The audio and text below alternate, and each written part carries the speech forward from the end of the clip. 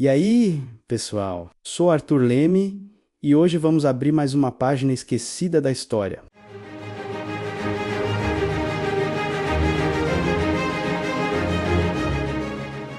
Você já imaginou viver em um palácio de tirar o fôlego, com roupas de seda e joias brilhando, mas com um medo tão grande que até seus lençóis precisavam ser beijados por criados antes de você dormir? Pode parecer loucura, mas por baixo da pompa e do poder, a vida da realeza medieval e renascentista era uma verdadeira prisão dourada. Eles eram obcecados por duas coisas que nos assombram até hoje: o medo da morte e a vaidade. Essa combinação explosiva criou alguns dos hábitos mais bizarros da história. Por trás dos veludos e das coroas, a realidade era nauseante. Reis e rainhas, donos de todo o ouro do mundo, fugiam da água como se fosse veneno, acreditando que o banho abriria seus poros para a morte invisível das pragas. Em nome da vaidade, eles transformavam seus rostos em máscaras mortais, aplicando diariamente camadas espessas de chumbo e mercúrio para parecerem pálidos e perfeitos, enquanto suas peles apodreciam lentamente por baixo da maquiagem. E na tentativa de enganar a morte ou curar seus males, bebiam elixires grotescos feitos de metais pesados, pó de múmia e fluidos corporais, misturas que hoje nos fariam tremer de horror e repulsa. Prepare-se para descobrir que o luxo dos tronos escondia um mundo de paranoia, superstição e rituais que desafiam a nossa imaginação. Vamos começar com um dos reis mais famosos e temidos da história.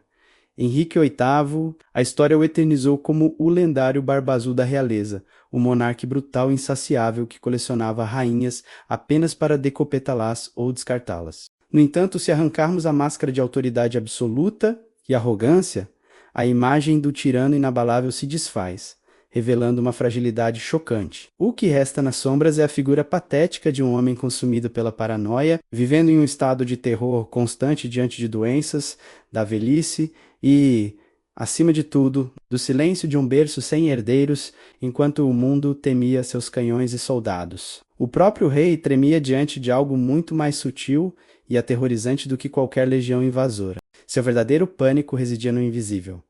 Uma única gota de veneno insípido dissolvida em seu vinho ou um pó mortal impregnado no tecido de suas próprias roupas. Essa fobia transformou seu palácio em uma prisão de desconfiança, onde cada refeição era uma aposta de vida ou morte e cada servo próximo um assassino em potencial. Por causa disso, o palácio de Henrique VIII se tornou um verdadeiro teatro de inspeções. Todas as noites, um ritual surreal acontecia em seus aposentos. Um criado de alta confiança, o Yeoman of the Chamber, tinha a tarefa de preparar a cama do rei. Todas as noites, antes que o rei pudesse descansar, um servo de confiança era obrigado a realizar um ritual humilhante e perigoso, servindo como uma barreira humana contra a morte. Ele precisava se atirar sobre o colchão real e rolar vigorosamente de um lado para o outro, usando o próprio corpo para sentir se havia adagas ou agulhas escondidas entre as palhas. E, no teste final de lealdade, era forçado a esfregar a pele e até beijar os lençóis de linho, garantindo que nenhum veneno de contato ou pó tóxico tivesse sido polvilhado no tecido para matar o monarca. Não era um gesto de carinho, mas um teste de segurança. Se o lençol estivesse envenenado, o criado seria a primeira vítima.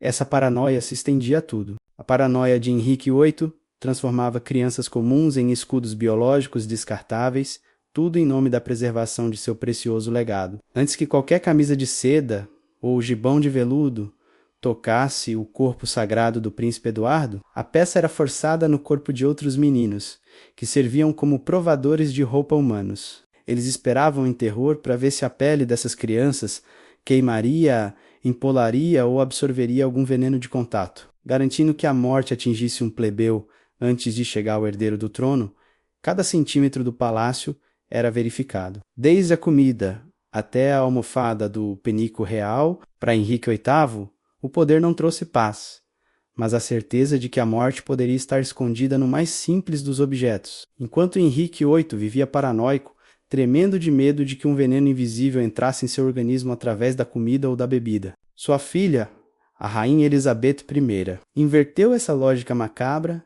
escolhendo aplicar voluntariamente camadas de toxinas mortais sobre sua própria pele todos os dias. Sua paranoia não era com a morte, mas com a imperfeição. Ela era obcecada em controlar o que mostrava ao mundo, transformando seu rosto em uma máscara rígida de juventude eterna. Ela queria projetar uma imagem de poder e beleza eternos, mas um evento na sua juventude quase destruiu essa ambição. Ela sobreviveu à varíola, mas a doença deixou seu rosto marcado por cicatrizes, para esconder essas imperfeições e criar a icônica aparência de rosto branco como a neve. Elizabeth recorreu a uma maquiagem conhecida como ceruz veneziano. A receita era simples e fatal, uma mistura de chumbo branco e vinagre. Todos os dias ela aplicava camadas e mais camadas desse perigo em seu rosto. Para dar cor às bochechas e lábios, usava o vermelhão, um pigmento feito à base de mercúrio. Com o tempo, essas substâncias tóxicas corroíam sua pele, criando mais imperfeições.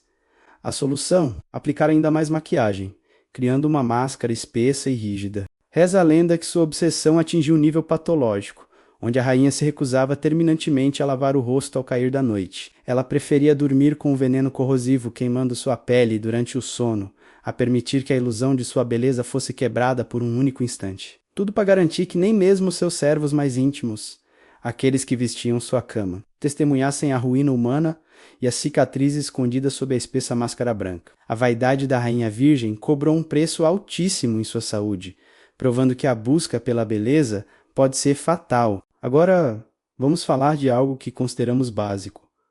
A higiene para a realeza da época. A água era vista como uma inimiga. A medicina da época, mergulhada em superstições sombrias, pregava um dogma aterrorizante. A água não purificava o corpo, ela o vulnerabilizava fatalmente. Acreditava-se piamente que o calor da água dilatava os poros, quebrando a barreira natural da pele e escancarando as defesas biológicas do indivíduo. Isso transformava o corpo humano em uma porta aberta, convidando os miasmas e ares pestilentos que flutuavam no ambiente a invadirem os órgãos vitais e causarem a morte súbita. Por isso, tomar banho era um risco que muitos nobres não estavam dispostos a correr. Isabel de Castela, a temida rainha católica que unificou a Espanha com ferro e fogo, via a higiene pessoal não como uma necessidade, mas como um pecado de vaidade carnal. Com orgulho, que hoje soaria insano, ela propagava aos quatro ventos que seu corpo não havia tocado a água, apenas em 2 momentos sagrados e inevitáveis de toda a sua existência. Apenas no dia em que foi parida e no dia em que foi entregue ao marido, no altar, ela se permitiu tal luxo. No resto de sua vida,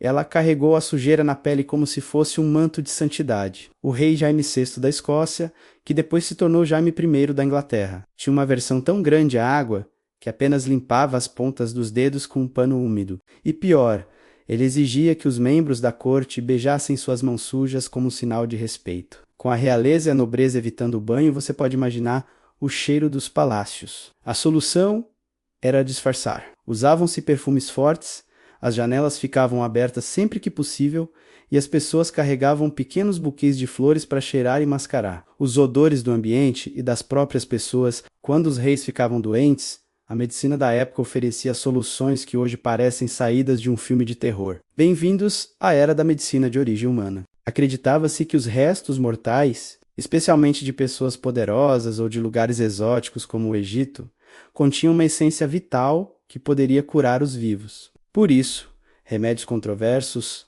eram comuns. O rei Francisco I da França, por exemplo, tomava regularmente um xarope que continha pó de múmias egípcias genuínas, acreditando que isso lhe daria força e longevidade. O rei Carlos II da Inglaterra tinha seu próprio elixir pessoal, conhecido como Gotas do Rei, cuja receita macabra incluía pedaços de crânios humanos dissolvidos em álcool. Curiosamente, seu sucessor, Jaime I, se recusou a ingerir um remédio feito de crânio para tratar sua gota, mas aceitou uma troca bizarra, um tratamento feito com raspas da cabeça de um boi. É uma ironia fascinante pensar que esses monarcas jantavam em pratos de ouro e bebiam em taças de cristal, mas na hora da doença consumiam remédios feitos com ingredientes retirados de túmulos.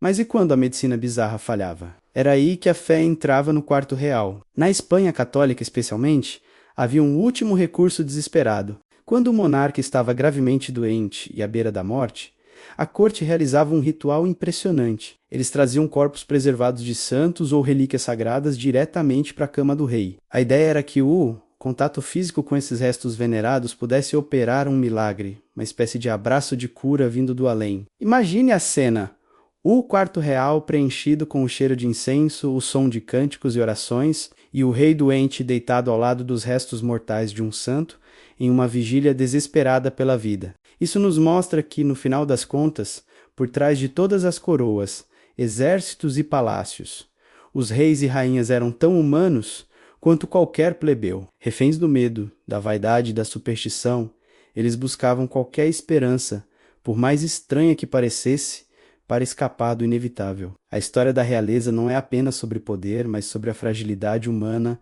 em sua forma mais extravagante. Obrigado por assistir. Se você gostou de descobrir esses segredos reais, não se esqueça de curtir e se inscrever no canal para mais histórias incríveis.